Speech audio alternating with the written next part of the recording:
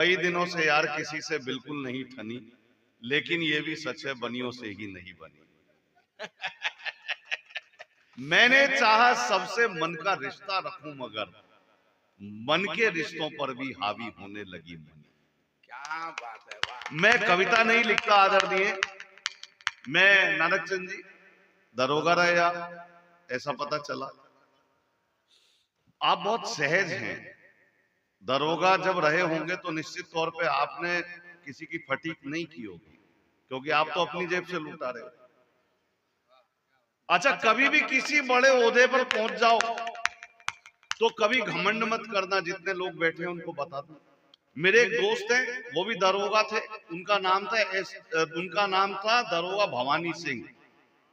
अच्छा, उन्हें अपने दरोगा होने का बड़ा घमंड था। अपने 12 साल के बच्चे को बार बार बोलते थे, तुम जिसे भी बताया करो, बड़े रौब के साथ बताया करो, तुम दरोगा भवानी सिंह के बेटे हो। उनकी पत्नी को अच्छा नहीं लगता था, 12 साल के बेटे के दिमाग में क्या गुड़ गोबर भर रहे हैं, करेगा क्या। लेकिन वो दरोगा थे साहब, जिसे भी बताया, बोले जिसे भी बताया करो, बड़े रौब के साथ बताया करो, तुम दरोगा भवानी सिंह के बेटे हो।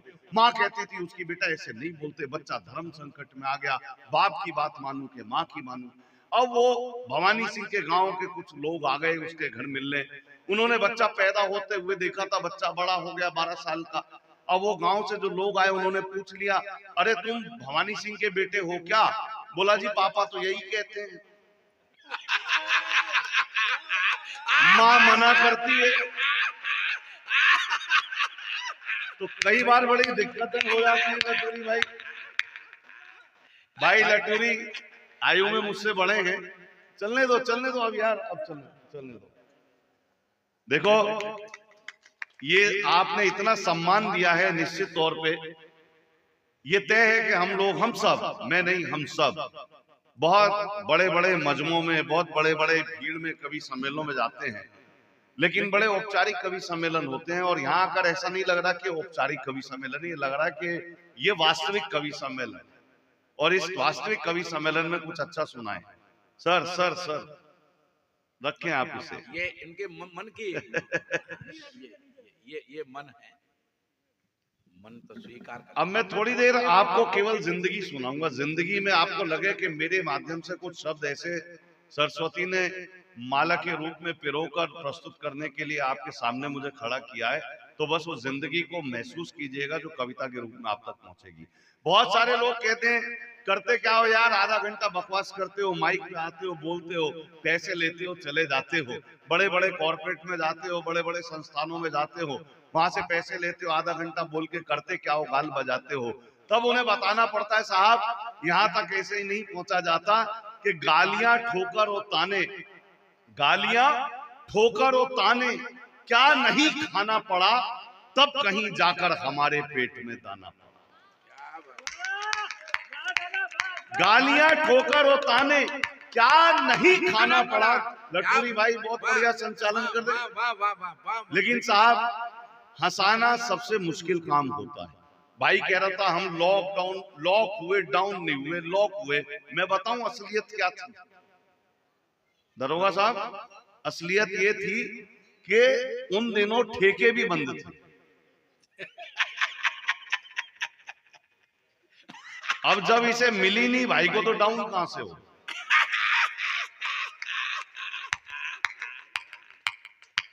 हमसे भी कई लोग पूछते हैं, साहब ये मंच में बोलने वाले पीते हैं? मैंने कहा साहब हम तो पीते हैं, लेकिन हम जो पीते हैं वो आपके बस की नहीं है, क्योंकि भले ही मद में रहते हैं मगर हम हद में रहते हैं। क्या बात है, वाह वाह। भले ही मद में रहते हैं मगर हम हद में रहते हैं। परिंदे आसमां पर भी जमी की जद में रहते हैं। हमारी उनसे बनती है जो अपने कद में रहते हैं। उन्हें जनता से क्या मतलब, वो जो संसद में रहते हैं। उन्हें जनता से क्या मतलब? वो नेताजी चले गए हमारे राणा साहब। मैं तो अक्सर कहता हूं कि नेता और आदमी में एक बारीक अंतर होता है। अंतर समझ आ जाए, पहुंच जाए बात तो बताना। नेता और आदमी में एक बारीक अंतर होता है कि आदमी तो कभी भी नेता बन सकता है, वाह।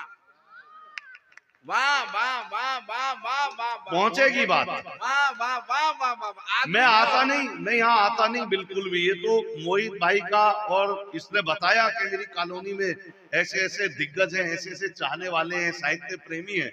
मैं सच में नहीं आता। आपको बताऊं नानक जी, सिकरवार साहब, मैं ईमानदारी की बात बता रहा हूँ, कसम खा के भोलेनाथ की। मैं इसलिए यहाँ, मैं आगरा ही नहीं आता हूँ। आगरा इसलिए नहीं आता, और आगरा आ जाऊं तो इस तरफ बिल्कुल नहीं आता हूं, क्योंकि मेरी प्रेमिका का विवाह सामने न्यू सुरक्षा विहार वाली कॉलोनी में हुआ।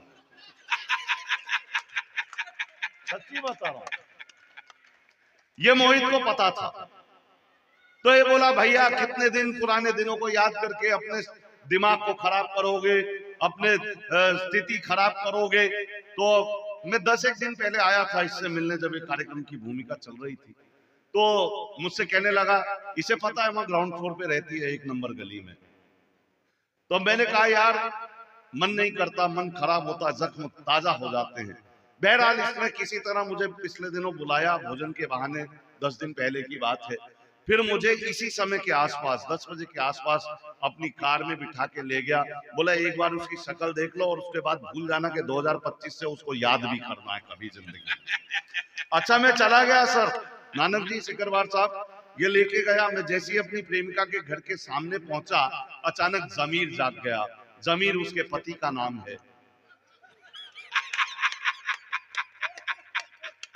तो आइए मैं ये बतरस भी करूंगा, दोनों काम करूंगा, लतीफे भी हैं, कविता भी सुनोगे क्या बताओ तो। लतीफे भी हैं, कविता भी सुनोगे क्या बताओ तो, कभी तुम हम फकीरों को भी महफिल में बुलाओ तो। वाह वाह दीपक भाई जिंदाबाद। तो गालियां ठोकर और ताने क्या नहीं खाना पड़ा, तब कहीं जाकर हमारे पेट में दाना पड़ा। और आप मेरी रूह को महसूस ही कब कर सके, आपकी खातिर मुझे ये जिस्म महकाना पड़ा। आपकी खातिर मुझे ये जिस्म महकाना पड़ा। मंदिर में खड़े हैं, प्रांगण में खड़े हैं, ऐसा नहीं है ये इतना बोल रहे हैं, कुछ भी नहीं है ऐसा।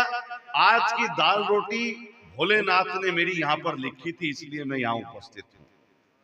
ये माला देख रहे हैं, फूल जब तक ताजा है, जब तक पूजा होती है इसकी। लेकिन मैं पिछले दिनों सुन रहा हूं राम जी पर बड़ा चर्चा हो रही है।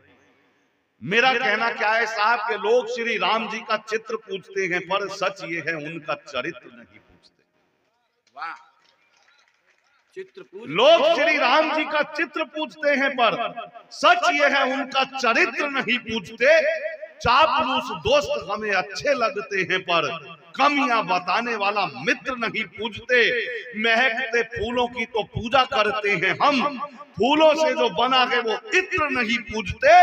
उन बच्चों को मिलेंगे कैसे संस्कार, बोलो जिनके माँ बाप अपने पित्र नहीं पूछते।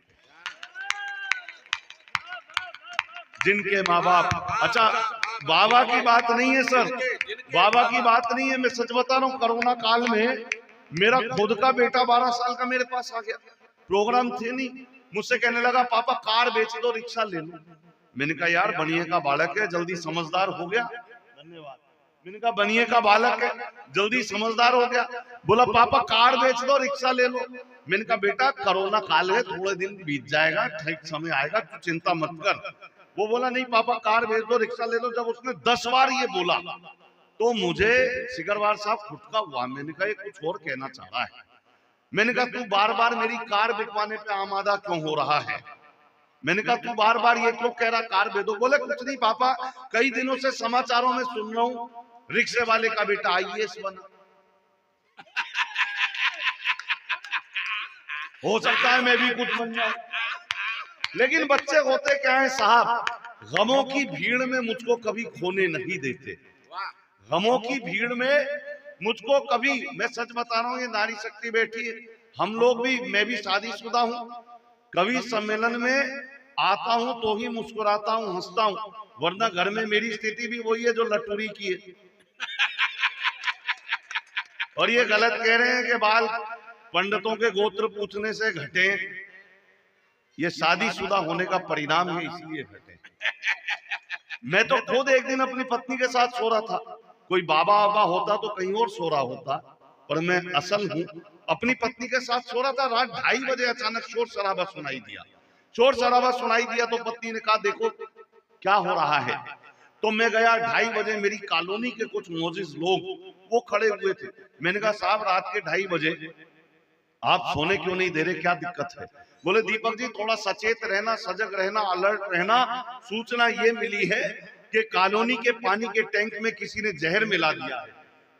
मैंने सूचना सुनी, अंदर आया, पत्नी ने पूछा कौन था? मैंने कहा शराब पी के बेवड़े हल्ला कर रहे हैं, तू तो पानी पी के चुपचाप सो जा।